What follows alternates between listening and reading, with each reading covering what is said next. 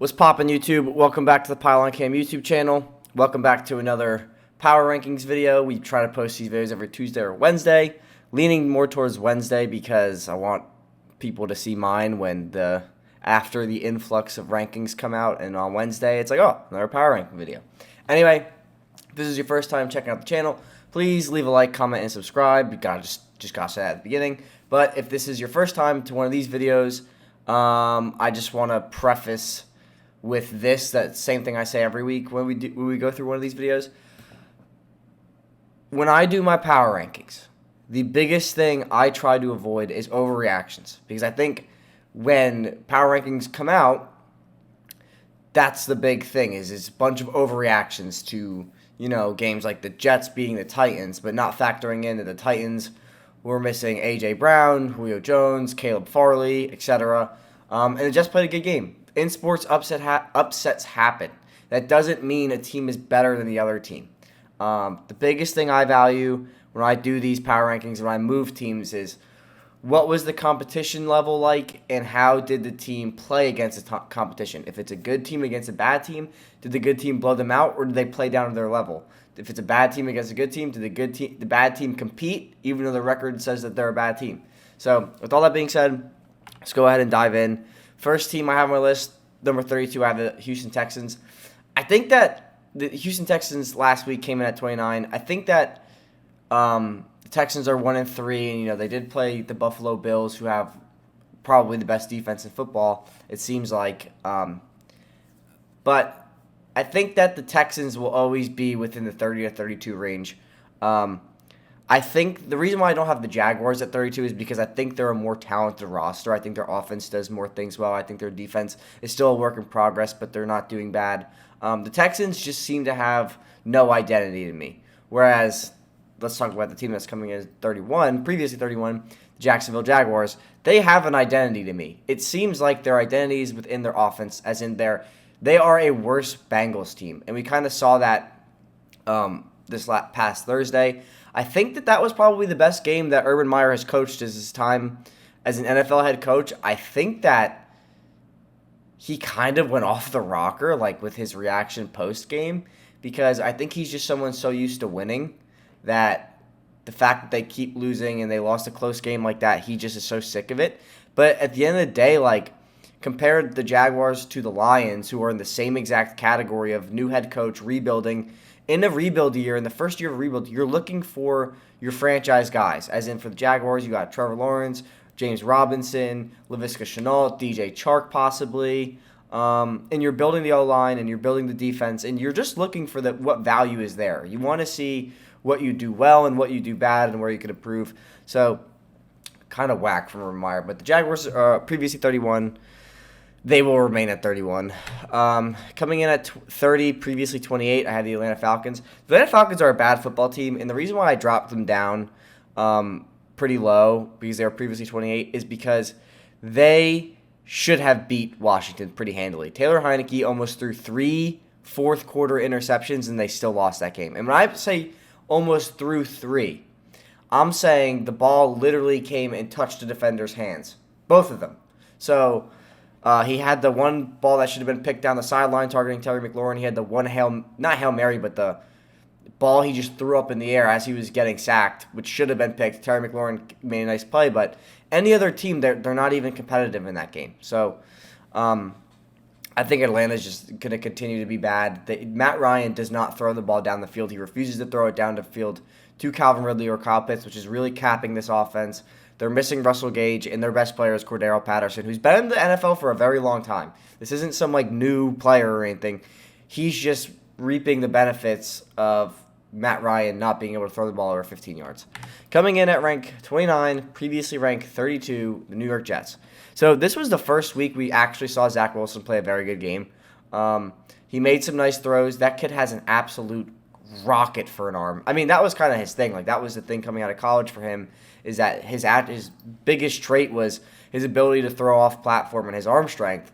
And this is going to sound crazy, but I really do think after watching that game, his arm is really on par with Josh Allen's.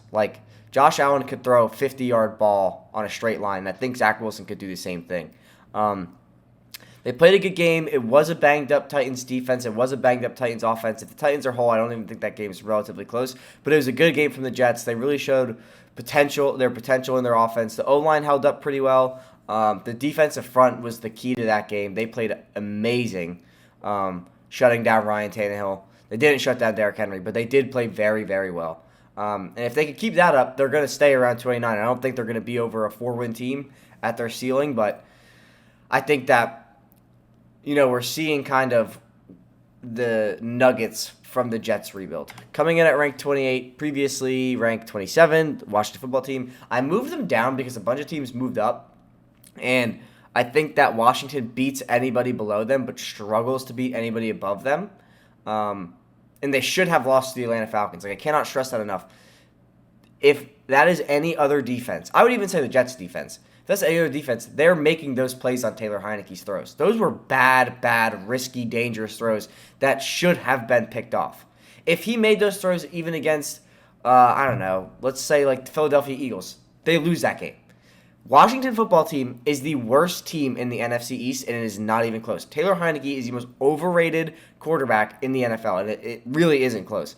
He's played a bunch of soft teams, and he's made a bunch of mistakes that your franchise quarterback won't make those mistakes. So I like Taylor Heineke. I think it's a cool Cinderella story or whatever, but he is not a good quarterback, and his mistakes will eventually catch up with him. We saw them against the Bills, and he's going to keep getting exposed against good defenses. The Atlanta Falcons are not a good defense. Coming in at ranked 27, previously ranked 26, this is a team that I probably should have flopped with Washington, but I do think that this would be a way closer game than expected. Detroit's defense started off pretty well, but it's suffered a ton of injuries, and they let go of a few players. They're 0-4. I think they probably should have swapped with Washington on this list, so when I post this on Instagram, I'll flip them. We'll make that adjustment live. But I think that Detroit is a team that is very annoying. They are very annoying to play against. We saw them compete with Baltimore. We saw them compete with the Packers for a half. But then they go out and lose to the Bears. So, in like a pretty handily fashion. I will say the Bears had a very good game plan for neutralizing DeAndre Swift, who's like their leading receiver from the running back position.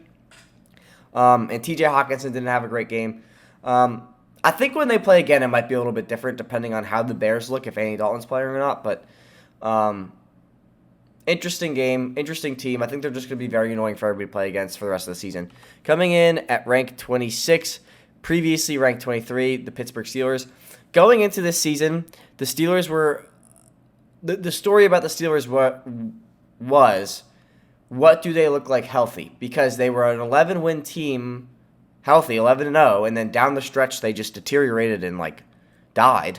And then we're seeing the same exact thing happen except at the beginning of this year. They played a few games without Deontay Johnson. Juju went out that game. Chase Claypool's still out. Big Ben looks like a carcass. And their O-line's bad. And they were missing T.J. Watt. I think Cam Hayward's finally back. T.J. Watt played last week, but he's been out for a little bit. So this Steelers team, maybe when they're healthy, they'll be all right. I think Big Ben, he's dealing with a hip injury right now. I think we're going to see Dwayne Haskins play for this team at some point this season. He probably will get at least one start this year. Interested to see what the team looks like with him. Dwayne Haskins, stronger arm than Big Ben at this point, more mobile of an athlete, younger, fresher player. And he's definitely looking to reboot his career, so curious to see what this team looks like with Haskins. I don't think it's going to be anything crazy, but I do want to see that at some point this season. Hopefully we'll get to see it. Coming in at rank 25, previously ranked 24, I have the Chicago Bears. Again, the Bears moved down because of teams moving up. The Bears were a team that I had at 24 for a while. I think they don't look as good as we anticipated with Justin Fields. Justin Fields had a better game. But they can't get Allen Robinson going. Darnell Mooney looks like he's taking the spotlight on that team for the number one receiver. And Matt Nagy is competing for the worst head coach job in the NFL. And he is operating the worst offense in the NFL. And they just lost David Montgomery, so that's going to kind of set them back a little bit. I think Damian Williams is a great backup. But I think that the Bears are just going to continue to struggle throughout the season. I just don't think they have that identity yet. Their defense isn't as good as it once was. They have pretty good linebackers still, but that's about it. Khalil Mack is not having the most impressive season for him. So we'll see what the Bears can salvage this season. Coming in at ranked 24, previously ranked 25.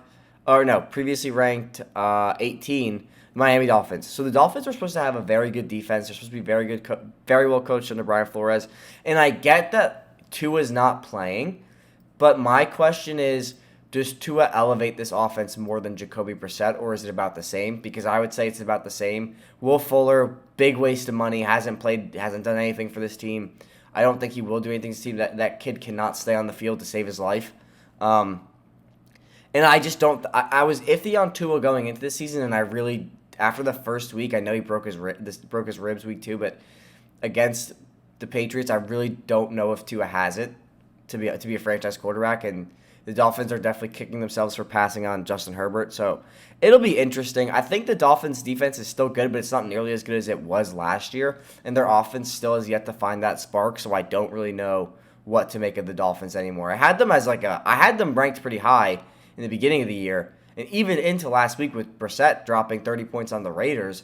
But I don't know what to make of them anymore. I don't know where they have no running game. Myles Gaskins is terrible. Malcolm Brown is terrible.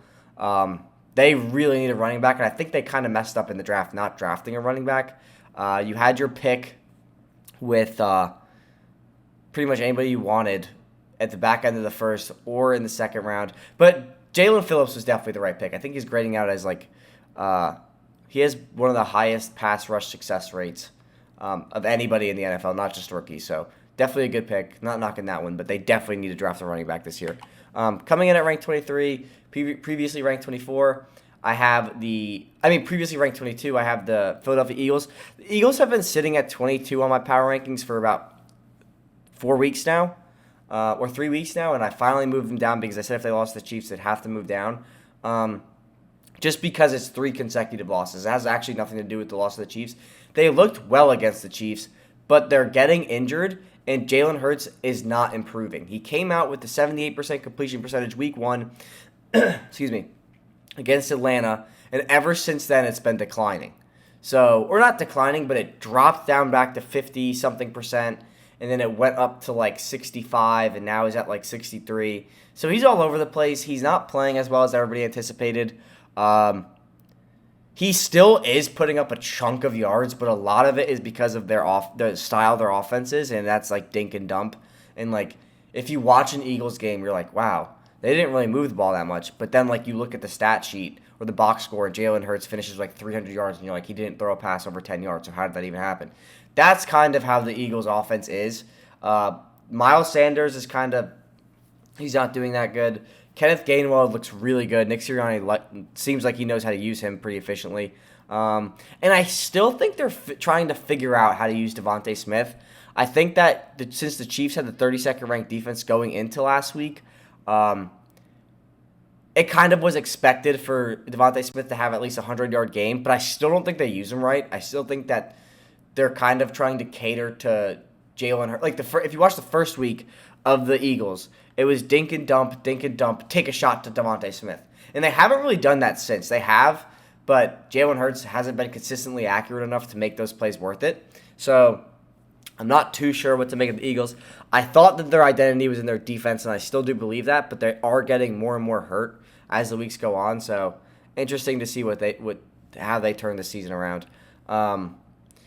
Coming in at ranked 22, previously ranked 25, I have the Indianapolis Colts. I had the Colts pegged to win the AFC South, and I actually still think they will win the AFC South, having nothing to do with the Titans versus Jets game. I still think the Colts are the best team in that division, and Carson Wentz will improve throughout the season. I think that it's pretty fair to say this, the Colts had the worst or the hardest first 3 weeks in the NFL, of any team. They had the Rams, Seattle, and the Titans. The Titans are not a bad team. The Titans were healthy when they played the Colts. So the Titans are usually a 9-win team around there. I think the Colts are better, and I think they're going to bounce back.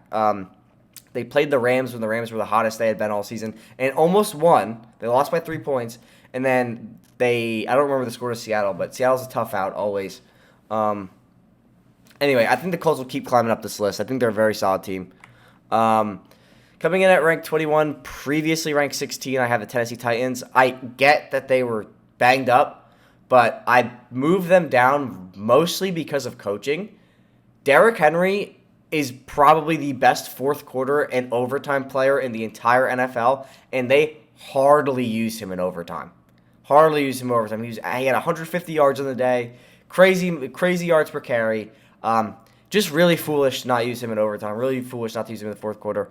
And Ryan Tannehill continues to struggle. He's having a very bad season, and their O-line is trash.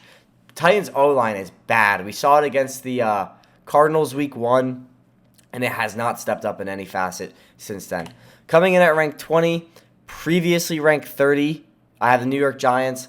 The Giants were my favorites to win the NFC East going into the season. I think it's definitely Dallas's division to lose, but I do think that the Giants are the second most talented team in the division, and they definitely are kind of figuring out their offense. And you know it's bad when you have Stephen A. Smith and Dan Orlovsky saying that Daniel Jones isn't the problem, it's the offensive scheme and Jason Garrett. And since then, since kind of like the week 3 to week 4 gap because they lost to Atlanta, we saw what their offense is capable of when they give Daniel Jones the reins of the offense. They dropped 30 points on Washington. They gave him the reins again, and they dropped 30 points on the Saints, who are a much better team than everybody else. You still have Sean Payton. You have Marshawn Lattimore, who's grading out as the best cornerback in football, and you have Alvin Kamara still, and you are a very talented offensive team. You have a very good offensive coach in Sean Payton. So I think the Giants are kind of figuring it out. I think they'll catch their stride, but I think it's too late to win the division unless they beat Dallas this week, in which they'll be one game behind. But I don't see that happening because their schedule is way too rough down the stretch. Not down the stretch, literally now. It was the Saints, Dallas, and then the Rams, and then they have the Chiefs at Arrowhead, and then they have the Buccaneers at some point, and the Panthers, who are hot. So I don't know. I don't know how this Giants team is going to pan out. I do believe they are the second most talented roster in this division by far. Washington's defense ain't it. Philly's offense ain't it. The Giants are the most balanced team besides the Cowboys.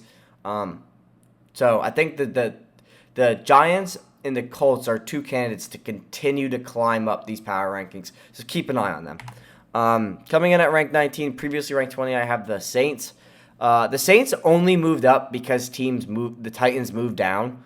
The Saints are still a mystery to me. They have a great defense, but their offensive scheme is still very weird. They did put up 30 points on the Giants, who do not have a bad defense, but they're so inconsistent to me. They were 7-point favorites to beat the Giants, and they went out and lost in overtime. I mean, the Giants played a good game. Daniel Jones won NFC Player of the Week or whatever. So, I mean, the Giants are a tough out. They've never been blown out by Joe Judge, so I'm not going to knock the Saints for losing to the Giants. But if they lose again, I don't know who they're playing this week. I forgot to check the schedule, but if they lose again, they're going to start to move down because their defense is talented, and I think they'll be all right when Michael Thomas comes back, but that's kind of for a while. Coming in at rank 18, previously 19, again a team that moved up because teams moved down. The Minnesota Vikings. The Vikings are not a bad team, in my opinion.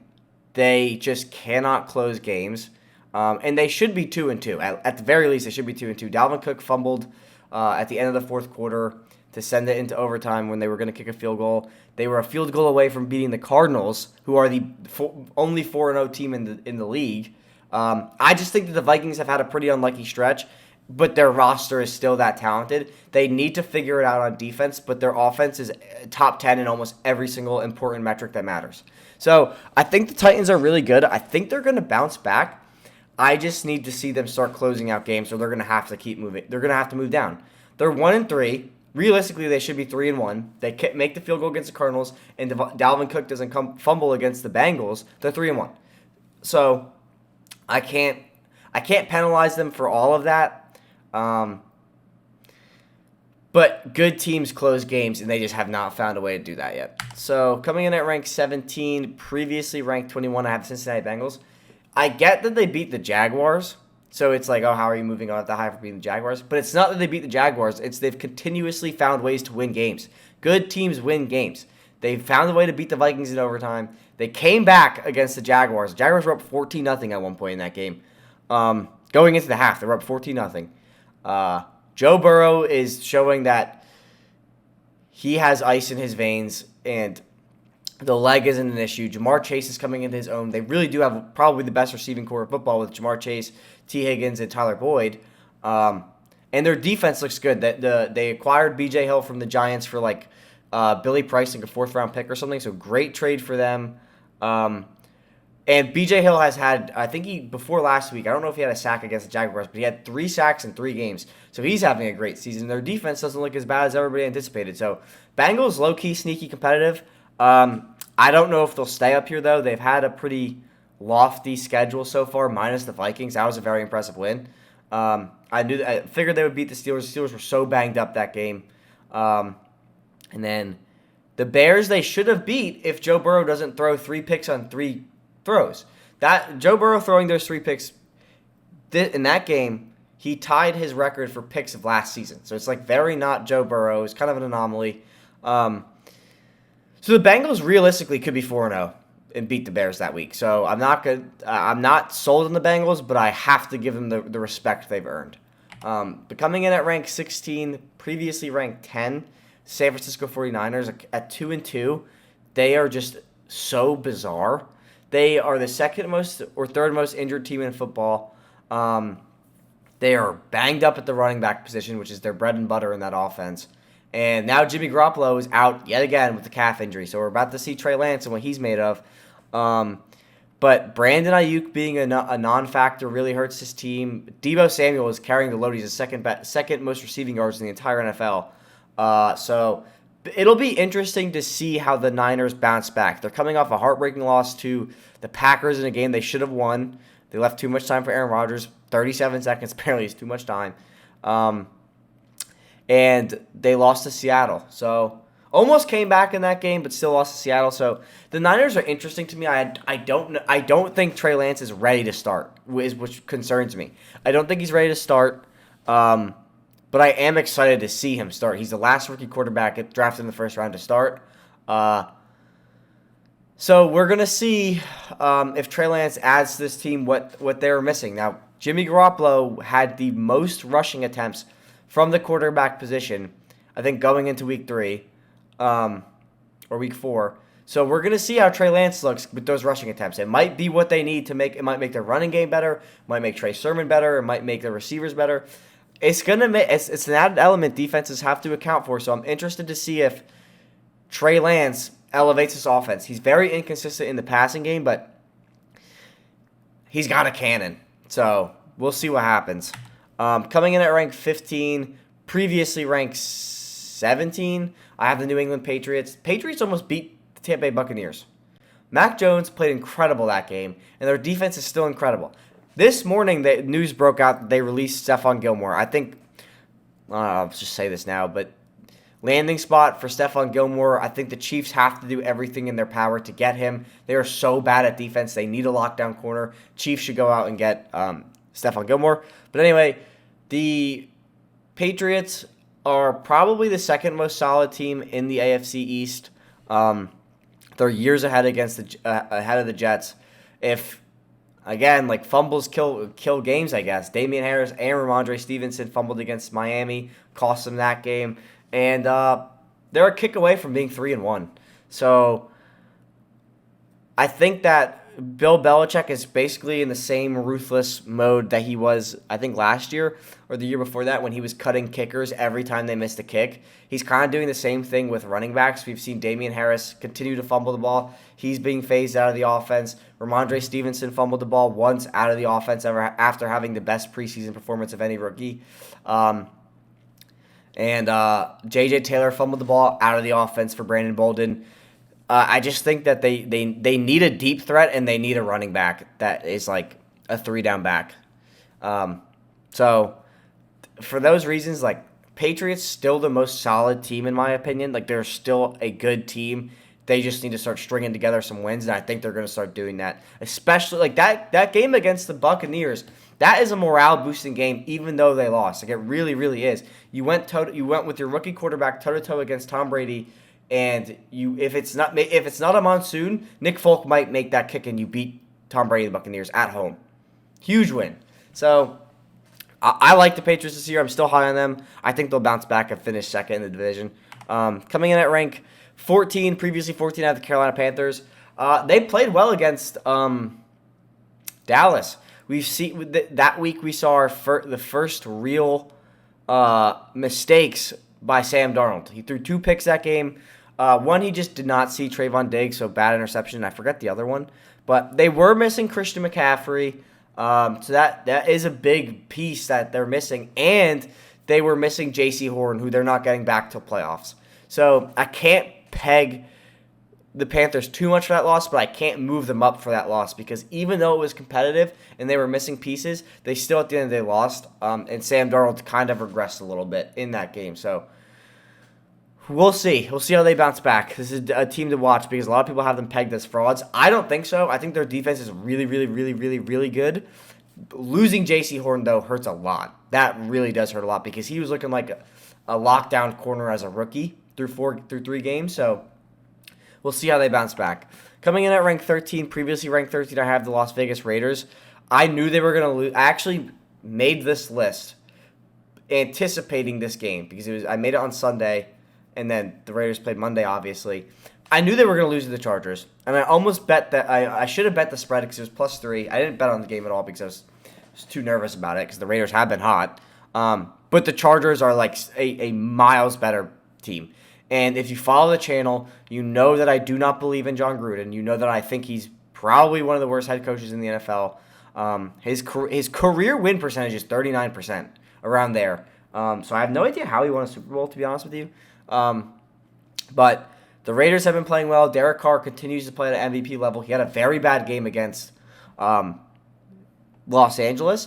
But again, that is something I attribute to coaching because you go into that game, you have the number 1 ranked passing offense, and yes, the Chargers were ranked, I think, 29th in the run game of stopping the run, so I understand wanting to feed Josh Jacobs, but you got to sprinkle in, like, play action or something in that game. Like, let Henry Ruggs just run. Like, they have used Henry Ruggs to take the top off of defenses and hit him. He has, like, 3 catches every game. If you look at stat lines, like 4 or 5 catches for, like, 100 yards, and one of them is just a 50-yard bomb. Happens every game. It even happened against the Chargers. If they had done that at some point in the second quarter instead of just feeding Josh Jacobs over and over and over again, they probably could have kept that game way closer than it was, and it still was a close game. So this is what I'm saying. Like, John Gruden gets into these modes where, like, he thinks he's sweeter than he is, and then it costs the Raiders games. I still do believe the Raiders finish with the worst record in that division. I think John Gruden's going to just do what John Gruden does and fold. Over and over and over again, he folds. So I got to leave the Raiders at 13th, but I think they're going to start to move down this list. Coming in at rank 12, previously ranked 11, Broncos. So I had to move the Broncos down because of in the fashion that they lost, but I still think the Broncos are very legit. There's a fly by me. I still think the Broncos are very legit. I think that, you have Teddy Bridgewater get hurt in the first quarter and you put Drew Lock in. It's a completely different game. Changes your scheme entirely. And Lamar Jackson played a great game. I mean, Lamar Jackson is playing he's a dark horse for MVP. Nobody wants to say it yet, but he really is a dark horse for MVP. And we have yet to see how this passing game evolves further when Rashad Bateman comes back. But anyway, to stick to the Broncos, their offense still looks good.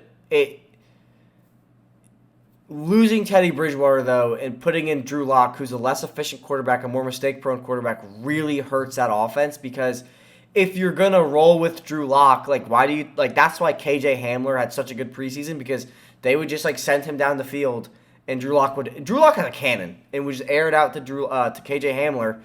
But you can't, when you're running the offense that's tailor-made for Teddy Bridgewater and you insert Drew Lock, it doesn't play to Drew Lock's strengths. So I'm not going to peg the Broncos too harshly for that loss, but they need to rebound to stay close to the top 10, in my opinion. Because if they lose again, they're going to fall below the Panthers, at the very least. Because I think they play the Steelers this week, and they need to beat the Steelers. They need to beat the Steelers, and then I think they play the... I forget who they play the next. Anyways, that's enough about the Broncos. Coming in at rank 11, previously ranked 15, I have the Greenback Packers. I still think Green Bay is one of the most overrated teams in the NFL. Their defense is really, really, really bad. Like, it really is bad. But as long as Aaron Rodgers is on this team with Devontae Adams, they will always be competitive. I'm not going to take away anything from Aaron Jones. Aaron Jones is a beast as well. They still have David Bakhtiari yet to come back, who's recovering from an ACL tear that he suffered in the playoffs last year. I think the Packers will most definitely win their division, and I think they'll definitely make the playoffs. But I don't know how they're going to perform against a good team because they have a cakewalk of a schedule coming up. They played they lost to the Saints. Then they played the Lions. The Lions were competitive for a half. And then they played San Francisco. And then they played, who did they play this week? I'm just going to pull out their schedule because it really, really is a cakewalk for them. They should easily win out most of these games. Just give me 1 second. Greenback Packers schedule. They play, okay, so they played the Steelers this past week, which automatic dub. Then they play the Bengals. Bengals are going to be more of a test than anticipated. Then they play the Bears, Washington, so they should win 2 out of their next 3 games. Then they play the Cardinals. That game will expose the Packers. I'll put that down there. That game will expose the Packers. Then they play the Chiefs. That'll be a close game if the Chiefs don't adjust their defense. And then they play the Seahawks. And I think that when they play the Seahawks and the Vikings, so we're going to see them at their most vulnerable after the Cardinals game. And then we're going to see them stack up, how they really stack up against the Vikings and the Seahawks back-to-back. So this Packers team is probably going to look like a 6-1 or 5-2 team. And then the next 3 games, we're going to see if they go 0-3, like it's going to be, like it will really expose how bad this defense is. And I do believe that this Packers defense is very much covered up by Aaron Rodgers at its least. Coming in at rank 10, previously ranked 9. I moved them down because of teams that moved up. So the Seahawks are still a very good team. I think they're more sound than the Packers in almost every aspect, probably besides quarterback and running back. But I think there is, like, the Packers have Devontae Adams, and that's it. Randall Cobb is emerging as the dominant wide receiver 2 there, but what does that mean? As, like, he's nothing compared to the Seahawks. Their wide receiver 2 or 1, because they honestly go back and forth, is Tyler Lockett and DK Metcalf. So I think the Seahawks are a very good team. They had a very rough start. I think they're just gonna keep floating around the ranks 8 through 10 because Pete Carroll's a great coach. Russell Wilson continues to carry this team. DK Metcalf, Tyler Lockett continue to ball out. The O-line is bad, but their defense is still kind of eh. But like similarly to the Packers, I think Russell Wilson carries a team like Aaron Rodgers does, but he has less to carry. So if I'm looking at it that way, the Seahawks are by definition a better team. So that's why I have them at 10.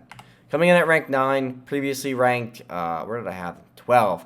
Dallas Cowboys. I'm going to say this, and I've been listening for someone to say it, whether in a power ranking video, whether on television, whether on the radio, and nobody said it. So I'm going to say it, and I'll probably tweet it out later today. The Cowboys have a top 10 defense, and it's like not even close. Their defense, aside from the passing game, is ridiculous. They're like 5th in takeaways. They're 5th in sacks or something. And the reason why their passing yards allowed per game is so low is because let's look at the teams they've played in the past 4 weeks. You have the Buccaneers who threw for 4. That game, Dak threw for 60 attempts and Tom Brady threw for 50 attempts. Then they play the Rams. Did they play the Rams? No, they didn't play the Rams. Let me look up who they played because I looked this up earlier because I was like, dang, am I wrong about this? But then I looked up who they played and it was like, no, they've just been in a ton of shootouts. So they've played let me see. They've played, okay. the Buccaneers, with Tom Brady throwing 50 times, Justin Herbert and the Chargers, and then the Eagles, who, like I said, like Jalen Hurts didn't throw all over them, but he technically did. And they play the Panthers with Sam Darnold averaging 300 yards per game. And they play the Giants. And the Giants, say what you want about them, they have been decent passing the ball through the air. Like, Daniel Jones just threw for 400 yards on the Saints. So, like, when they let Daniel Jones attack downfield, they dropped 30 and they threw all over Washington as well. So, I think this is going to another game where, like, if the Giants game plan away from Trayvon Diggs, and I think Micah Parsons is going to cook them, especially if he lines up off the edge. But if they put the ball in Jones' hands and let him attack downfield, it's gonna be another shootout game. I'm edging Dallas because I think Dallas is a better shootout team and has on par good defense as the Giants. The Giants are definitely more well versed in their defense, but the Cowboys have more superstars in positions, as in you have Micah Parsons either on the edge or in the linebacker position, and then you have Trayvon Dix, who's like the best corner in football right now. That's crazy to say, but it really is true. He's playing out of his mind.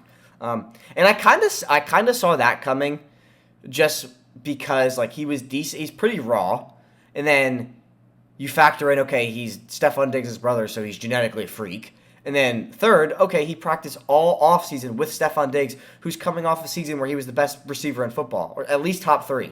So no duh, he's gonna be a superstar this year. So I think the Cowboys defense is top 10. I really do, and their offense most definitely is top 10. Dak Prescott has, I think that when I checked this morning, the 4th highest completion percentage at like 75, which is crazy. So I think that every year you've heard a Cowboys fan say this is our year. This is the one year where they might be right. And I hate to say that, but they actually might be right. Coming in at rank 8, previously rank 4. If you see me look over there, that's where I have my list of where they were last week. Because I changed up the format. If you watch these videos, you're like, oh, this is a new format. No, I changed up the format because I think this looks way cleaner. But coming in at rank 8, previously ranked 4, I have the Browns.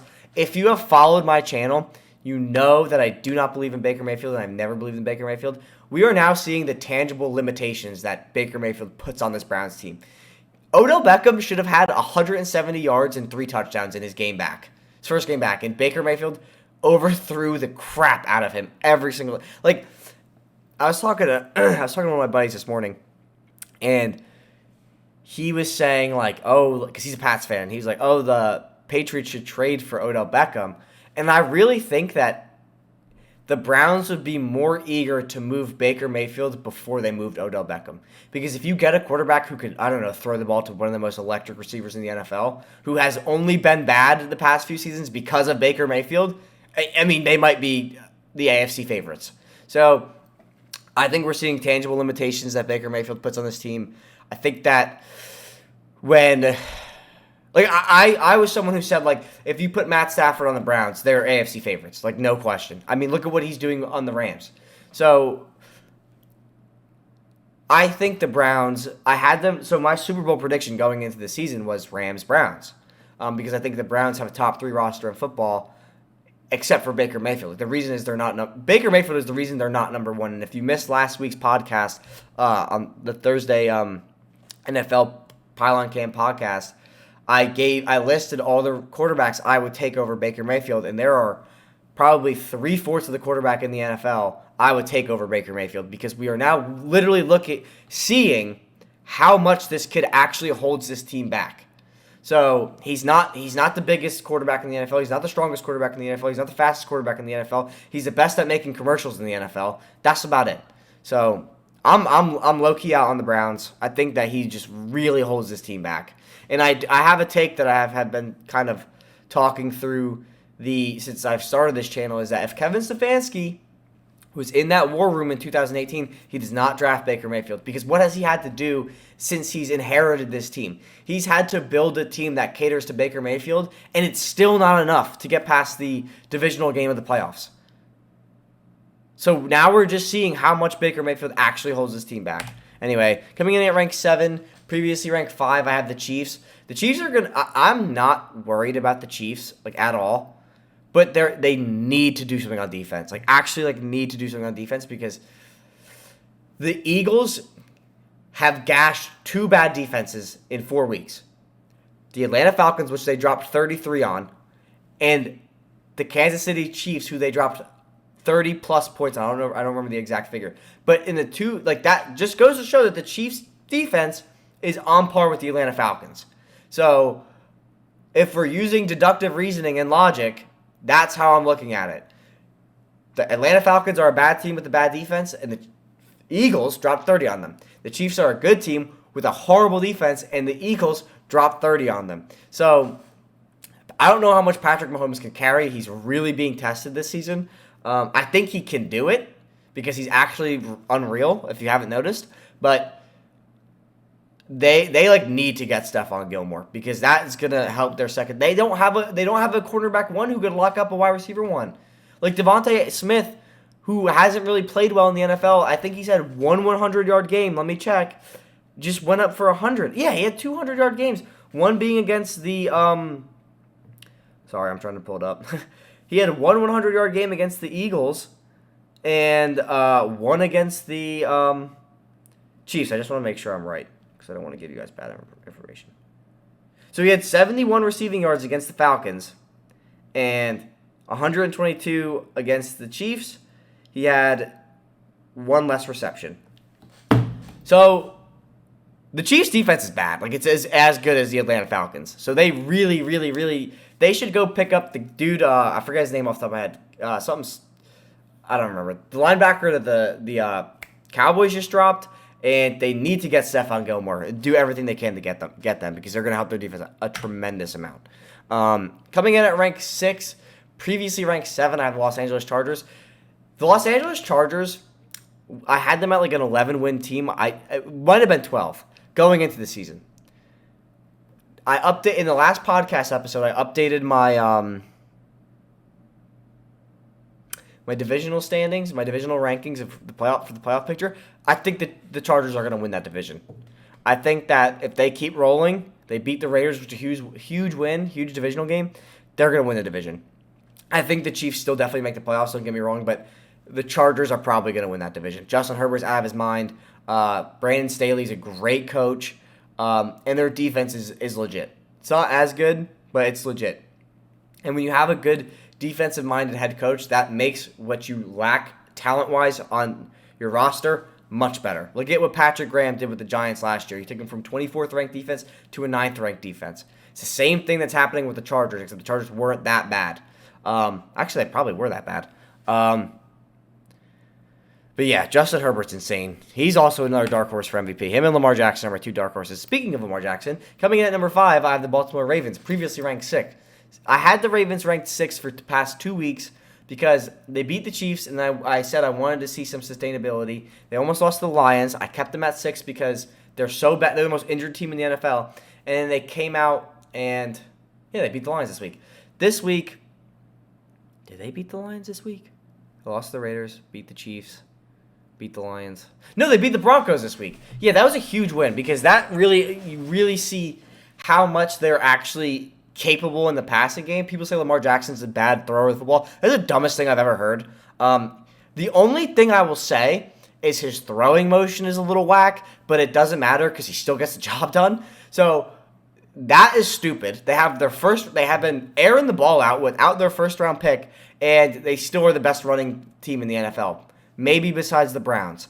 But if the Baltimore Ravens were healthy with J.K. Dobbins, Gus Edwards, Marcus Peters, and all the guys they're missing, they're probably the best team in the AFC.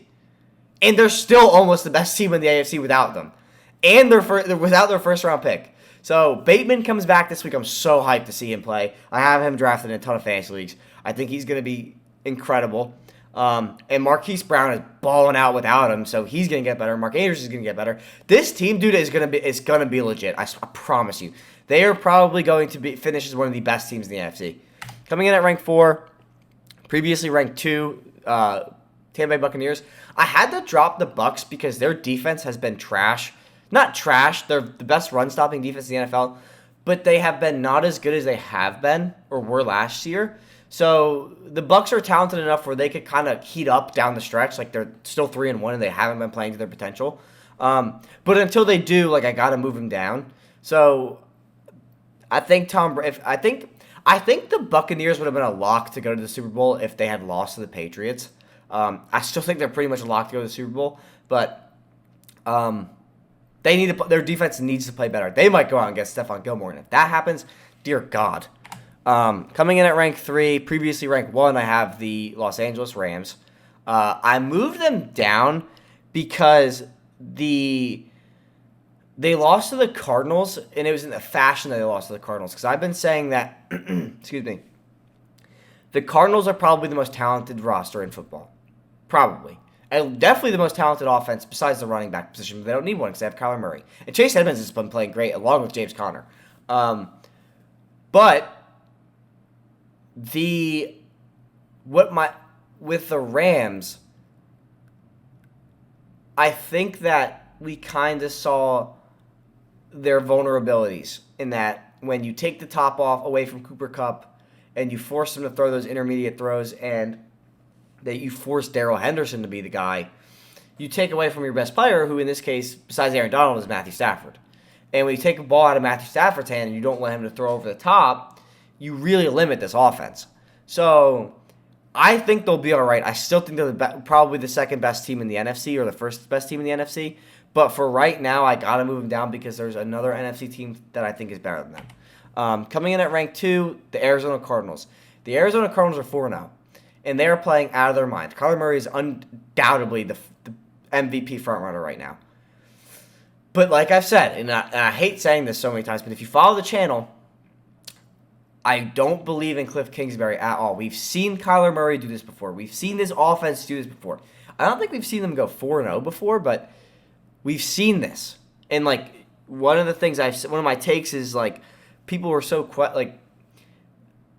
perplexed, I guess, by the J.J. Watt signing. But what does that signing do? Like, what are you paying for off the field? You're paying for an unquestioned locker room leader who, in a locker room with a bunch of young defensive talent like Isaiah Simmons and all these guys, he's making all those players better. So he's worth every penny, in my opinion, and he's still not bad on the field. My concern is Cliff Kingsbury. They almost lost to the Vikings. They've been in a few close games to teams they should not have been close with.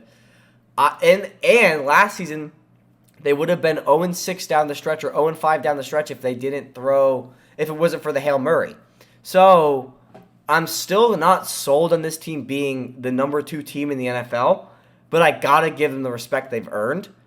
And if they keep this up, they could be the best team in the NFL. Coming in at number 1, might be a surprise, but I have the Buffalo Bills. Buffalo Bills, let's look at their weaknesses, right? From last year.